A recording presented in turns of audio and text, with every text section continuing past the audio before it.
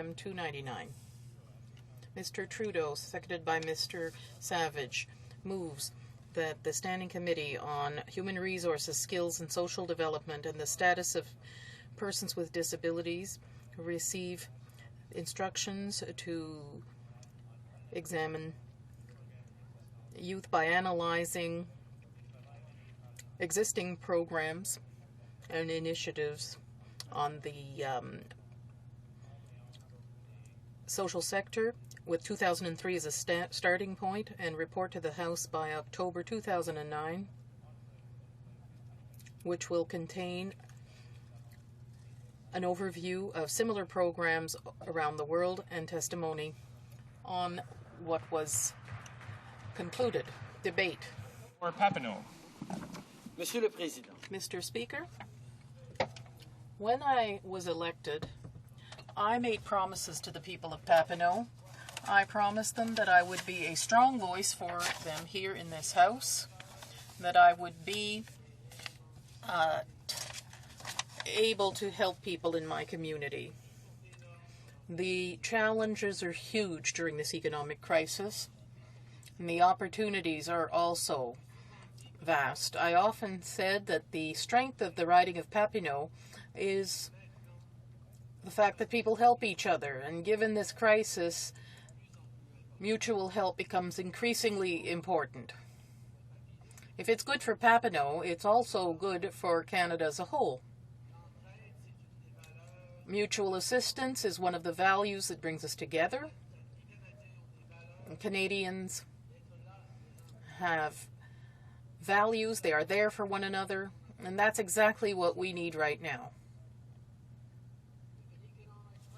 Difficult, it also represents an opportunity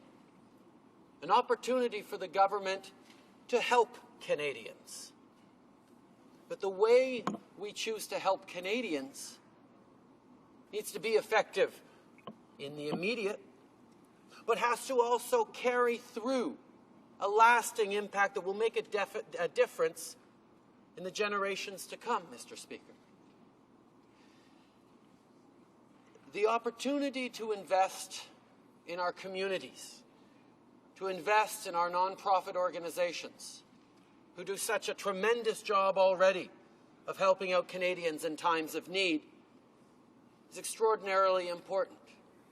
We need to make sure that our community organizations, the charitable entities that work so hard to help out our seniors, our youth, our people in difficulty, our working families, our single mothers, receive stable sources of help. At the same time, on the other hand, we have young people across this country who are facing a crisis of relevance. Questions they're asking about how they fit into this increasingly globalized, massive world, where every day they're told in different ways that they don't matter, that one day they'll be important, but for now, they just need to keep quiet and do their thing. And they turn to us and ask, well, what is that thing? And we have no answers for them. We need to look at investing in our youth as something that is essential, not just for them, but for all of our society. And if we can pair up young people who are seeking for ways to matter in our society with communities and community organizations that need help to allow Canadians to get through the tough times that exist particularly now, but will exist always, in good years and in bad years, then we are creating a way that Canada can be stronger in genuine, long-term fashion. Young people get a bad rap, often, for being apathetic, disconnected, and cynical about the world. And the reality is, sometimes, Mr. Speaker, they are a little bit cynical, a little bit apathetic, a little bit frustrated at the way the world is about them. But it's not because they don't care about the world. On the contrary, it's because they care so much that they're deeply frustrated that they don't have ways to make the world a better place. They don't have a voice that gets heard to shape the world that will be theirs someday, they keep getting told.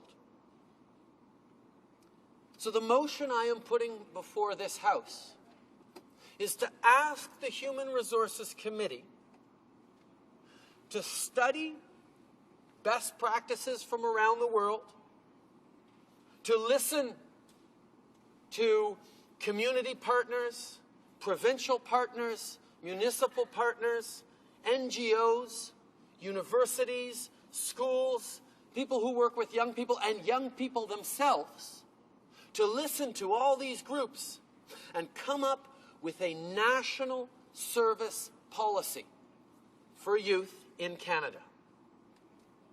A national youth service policy would simply say to any young Canadian that wanted to serve their country, we will provide you the opportunity to do so. It seems like an obvious thing, Mr. Speaker, that if a young person would want to serve, they would be given opportunities to do so. But the reality is that tens of thousands of young people apply to programs and organizations across the country, organizations that have their impact nationally, locally, provincially, regionally, and see themselves turned away from the help they can offer simply because of lack of funding and lack of a willingness by this government, by this House, to invest in our young people, to give them the tools, the skills, and the understanding that they can be powerful, committed, engaged citizens.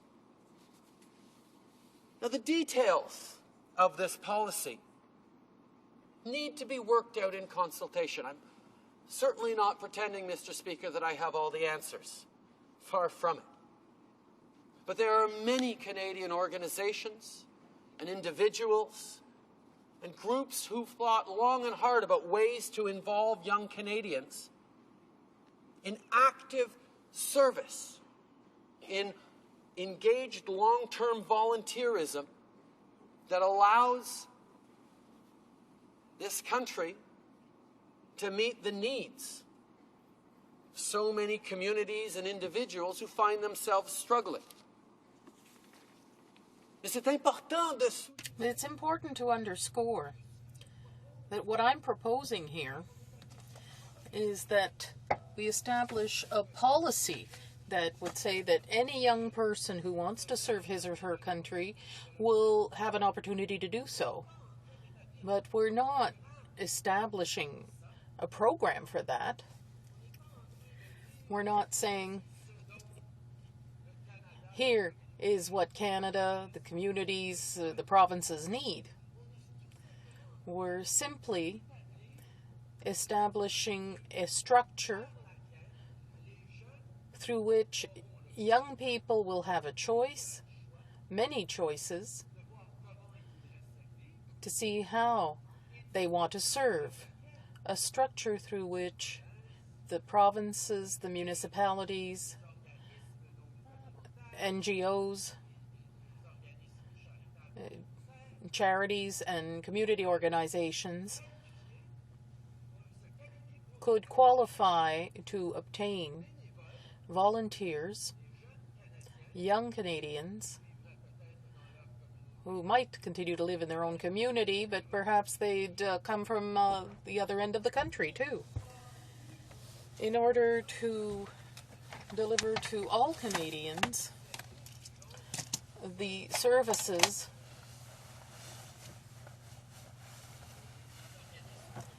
that community organizations deliver so well. It's not up to us here in this House to say, well, this region needs young people who'll go plant trees, that region needs this, that, or the other. It's a matter of giving organizations the means to respond to community needs. The very real needs that our communities face across the country by providing them with volunteer efforts, with young people to serve. This is an extraordinary opportunity. Now, there are many different models and choices that need to be looked at that should be eventually offered. First of all, what is service? Well, there's two great ideas out there about how service to one's country would look. There's the typical model of the gap year, which is in place in many parts of Europe, including England, where they just came out with the Russell Report a number of years ago that recommended the adoption of exactly this, a national policy on youth service.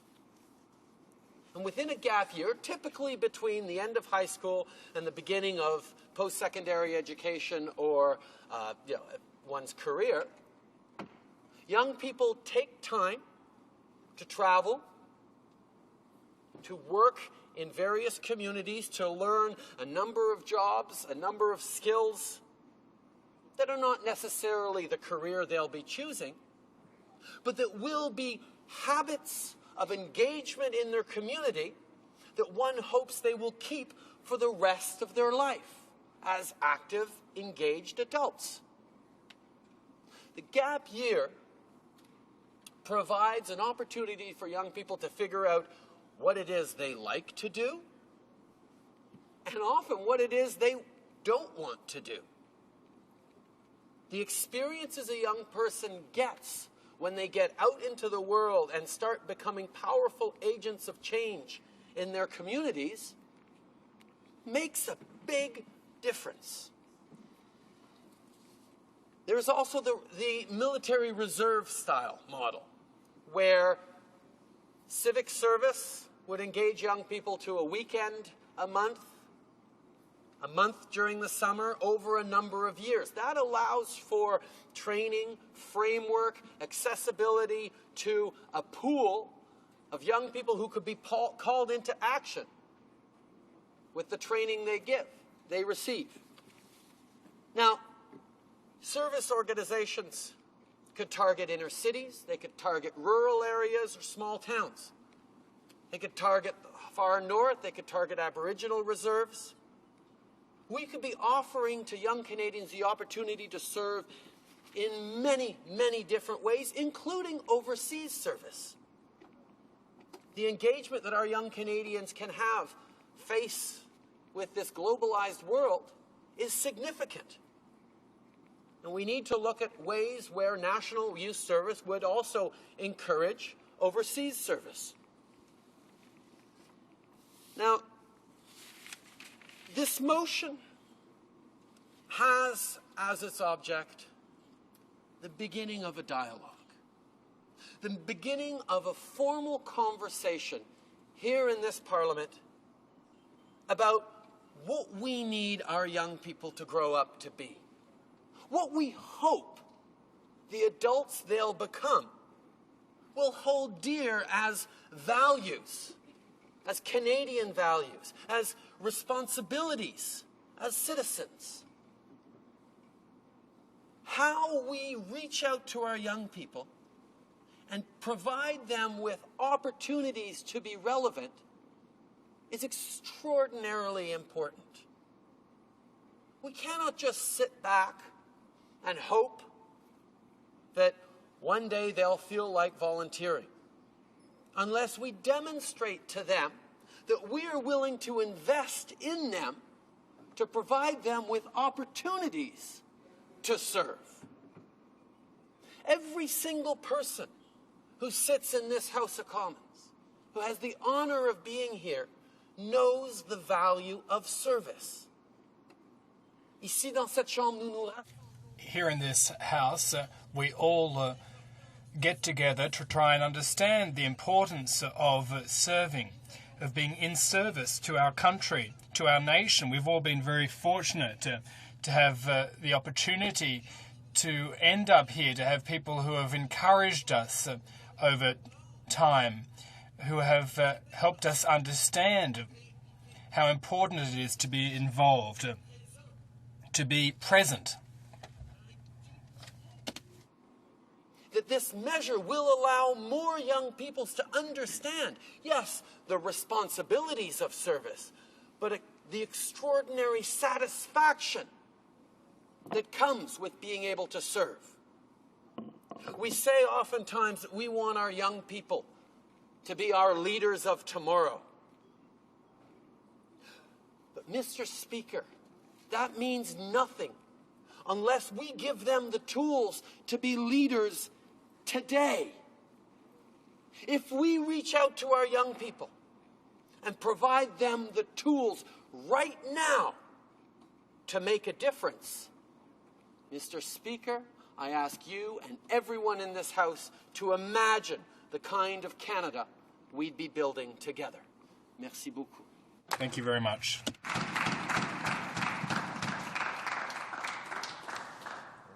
Questions and comments. The Honourable Member for Wetaskiwin. Well, thank you very much, Speaker, and I would like to congratulate the member on winning the lottery and having his motion presented here today. And I would also like to congratulate the member on the recent addition to his family of his son Xavier. I think that's a wonderful thing, and it's something that we have in common. And I'm hoping that what we have that's not all we have in common as children, but I'm starting to wonder. Speaker, through you, the question that I have for the honourable member. He spoke in his speech about young people having an opportunity to serve, and that's a wonderful thing, engaging the youth of our country and building on their skills and their experiences to make them the leaders of tomorrow. But he then went on a few sentences later to say that these young people look for opportunities to serve, but they find out that there's no funding through programs. And the dichotomy or the turnaround on that is it actually sounds more like they're looking for opportunities for their country to serve them. So I'm just wondering if the member would actually like to clarify this in the context of words of a great former U.S. president who said, "Ask not what your country can do for you, but what you can do for your country." Is he actually, through this motion, trying to get at a situation where we're providing an opportunity for Canadians to support our country or for the country to support Canadians? The Honourable Member for Papineau. I thank the Honourable Member for his question, and it is indeed a good one. The reality, however, is that young people don't always have the opportunity to serve. The idea of sending someone to Northern Canada to help out in a community that needs help there is not something that many young people can do on their own. And the idea of recognizing and valuing a service framework is such that young people would buy into a culture of service because there would be opportunities for it. Now, young people apply to a program like Katimavik, 10,000 or so a year to try and serve. Unfortunately, only 1,000 of them get to serve through our National Youth Service Program because the funding simply isn't there. What do? Some of them volunteer in their communities, on and off, but many of them are in school. Many of them are working in part-time jobs because they have to pay the rent or allow for their education. So what we need to do is give them opportunities that are structured. Thank you. Questions and comments. The Honourable Member for Skeena-Bulkley Valley. Thank you, Mr. Speaker, and I thank my colleague, and I do congratulate him on addition to his family.